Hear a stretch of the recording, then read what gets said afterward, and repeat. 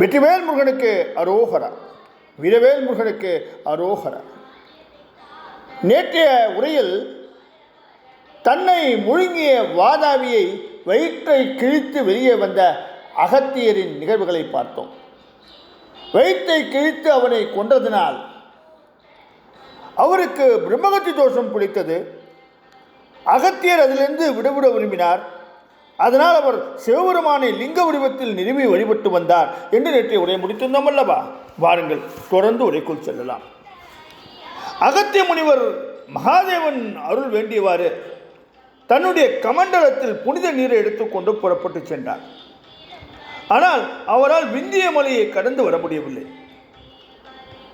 அந்த மலைதான் உயர்ந்தது என்ற ஆணவத்தோடு அது இருந்தது. தன் அனுமதி இல்லாமல் தென் திசையிலிருந்து வடதிசைக்கோ அல்லது வடதிசையிலிருந்து தென் திசைக்கோ யாரும் செல்ல முடியாத அளவு வழியை மறித்து நின்றது.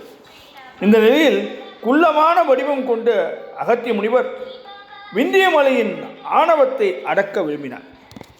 எனவே அவர் விந்திய மலையின் தலையில் குட்டி அதனை தரைமட்டமாக்கி அந்த மலையின் கர்வத்தை போக்கினார்.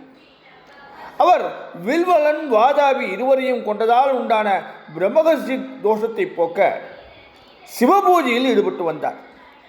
அப்போது அகத்திய முனிவரின் கமண்டலத்தில் சிவபெருமான் அருளி வழங்கிய புனித நீர் இருந்தது. இந்த நிலையில் விநாயகப் பெருமானை இந்திரன் வேண்டினார்.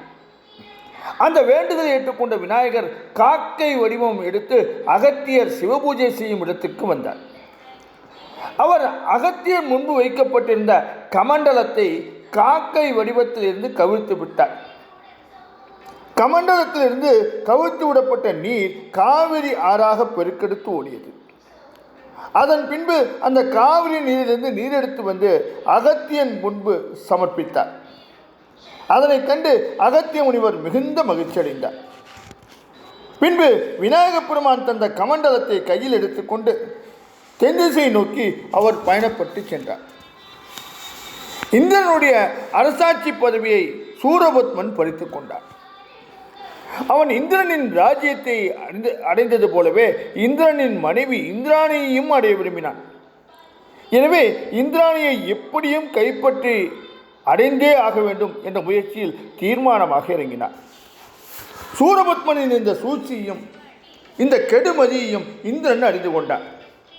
அவன் எப்படியும் தன் மனைவி இந்திராணியை சூரபத்மனிடமிருந்து காப்பாற்றி விட வேண்டும் என்று பல இடங்களில் மறைந்து வாழ்ந்து வந்தான். இவ்வாறு பல நாடு தேசம் என்று அலைந்த இந்திரன் இந்திராணியை அழைத்து கொண்டு சீர்காழி வந்தடைந்தான். அந்த பகுதியில் ஒரு மூங்கில் வனம் இருந்தது. இதுதான் நாம் மறைந்திருக்க வேண்டிய சரியான இடம் என்று இந்திரன் முடிவு செய்தான். அவனும் மூங்கில் வடிவம் எடுத்து மூங்கிலுடன் மூங்கிலாக அங்கு மறைந்திருந்தான்.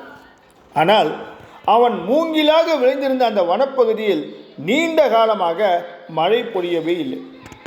எனவே நீர்வளம் இல்லாமல் அந்த பகுதி முழுவதும் வாட்டத்துடன் காணப்பட்டது.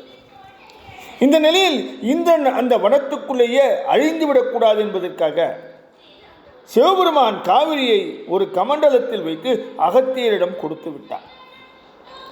கமண்டலத்தில் இருந்த காவிரி நீர் பாய்ந்தோடி சீர்காழி வரை வந்து அங்கு மூங்கில் வனத்தில் இருக்கும் இந்திரனை காப்பாற்றட்டும் என்றுதான் இந்த ஏற்பாடு.